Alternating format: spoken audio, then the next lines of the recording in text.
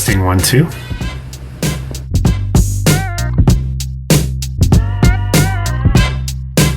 First things that we're noticing on March 19th, 2020 is that mortgage brokers are starting to report that their lenders are calling to check employment more frequently. So what's happening now is if someone's laid off and the lender calls your employer, the employer doesn't have a determined date for you to come back right now because of this pandemic. So the lender's actually canceling the mortgage. That means that you've gone through your due diligence period, you've contracted, you've said we're good for financing, we're putting all the conditions off on the sale, and then you go to close and the mortgage lender calls your employer. The employer says, nope, Joe doesn't work here anymore, and you've just lost your deposit in your house. It's not just renters filing for insolvencies anymore. Now we're starting to see homeowners who've leveraged their HELOCs to the hilt and no longer have an open business because of the shutdown. So what is this doing? This is making the homeowners go and seek the advice of an insolvency trustee. Number one, to try and save their house if they can, but two, because they're in that situation. Now, one thing I will remind everybody of in regards to the insolvency proceeding is if you've had money in your RSP for longer than a year, it's generally protected. So don't take out your RSPs if you are feeling the pressure. Talk to an insolvency trustee first. So how about the small business wage help? So it's $25,000. And just to put this into perspective, if you take an employee that's being paid $15 an hour, now that's on the low end of the scale for most businesses, $15 an hour times 40 hours a week, that's $600. So $25,000, that's payroll for 40 people for 1 week. We're starting to see GSEs being offered at 2.95% at some institutions.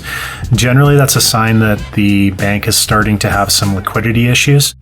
Good news for tenants in Toronto. Airbnb operators are starting to unload their properties amid the economic uncertainty that we're facing.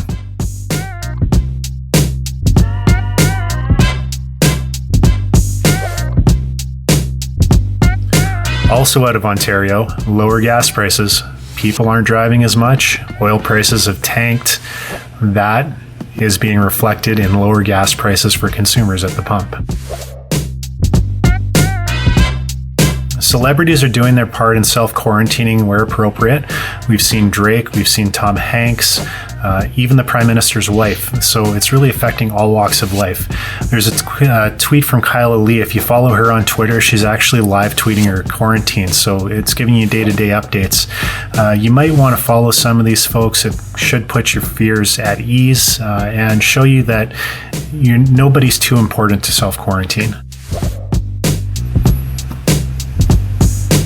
British Columbia and every regional authority pretty much has created a COVID-19 self-assessment tool. I strongly suggest that if you're feeling sick, at least put your mind at ease and go and check out this tool. I'm going to go through it right now just to show you how easy it is to use. So we're just going to scroll down here. Now, depending on how resources progress through the region, you may be given different instructions at any given day. So don't go through here, memorize it, and think it's going to be the same day to day. It could change as things progress. At some point, there might be drive-through test stations like we have in the States. It remains to be seen what we're going to do in Canada or in each region. No sore throat, I'm fine breathing, haven't traveled.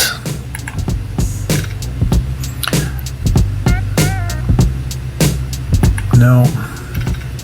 Traveled outside of Canada who's become ill. Now, this is an interesting one. A lot of people are probably going to answer yes to this. So if I were to answer yes, it just says to self-monitor.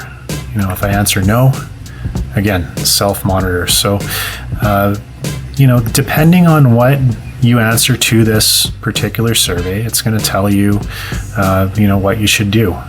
So keep calm, carry on, and follow the instructions of your local health authorities. We'll all get through this together.